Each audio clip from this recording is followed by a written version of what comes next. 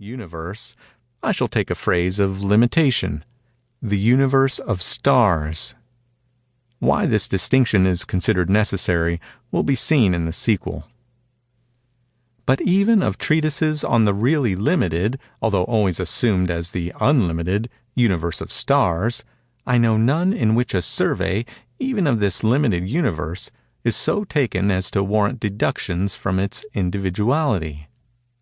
The nearest approach to such a work is made by the Cosmos of Alexander von Humboldt.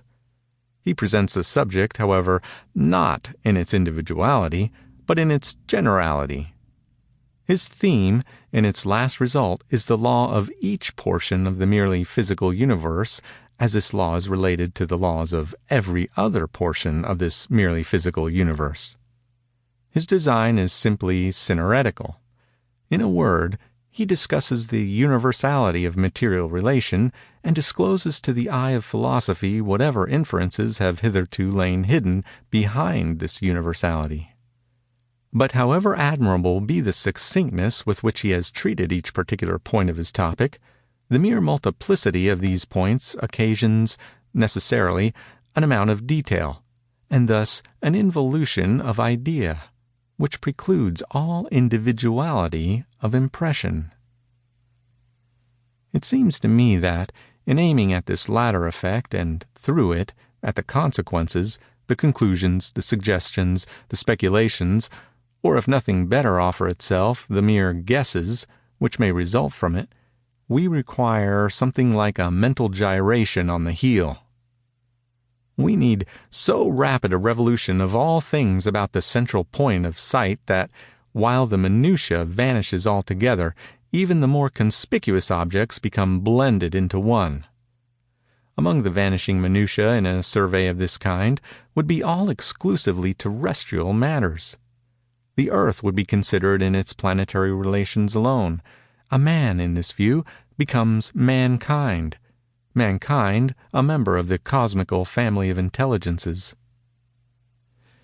And now, before proceeding to our subject proper, let me beg the reader's attention to an extract or two from a somewhat remarkable letter, which appears to have been found corked in a bottle and floating on the Mare Tenebrarum, an ocean well described by the Nubian geographer Ptolemy Hephaestion, but little frequented in modern days and less by the transcendentalists and some other divers for crotchets. The date of this letter, I confess, surprises me even more particularly than its contents, for it seems to have been written in the year 2848. As for the passages I am about to transcribe, they, I fancy, will speak for themselves.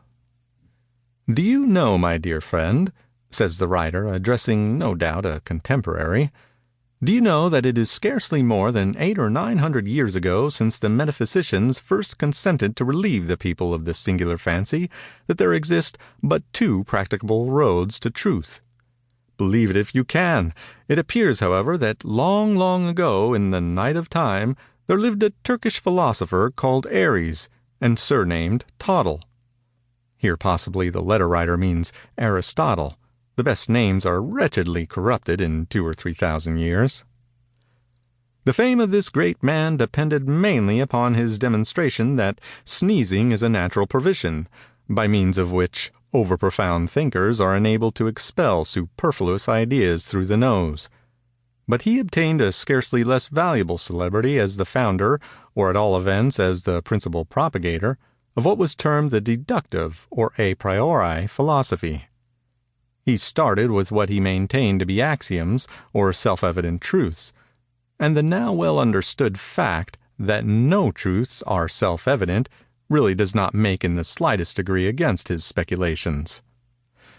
It was sufficient for his purpose that the truths in question were evident at all. From axioms he proceeded, logically, to results. His most illustrious disciples were one Euclid, a geometrician, meaning Euclid, and one Kant, a Dutchman, the originator of that species of transcendentalism which, with the change merely of a C for a K, now bears his particular name.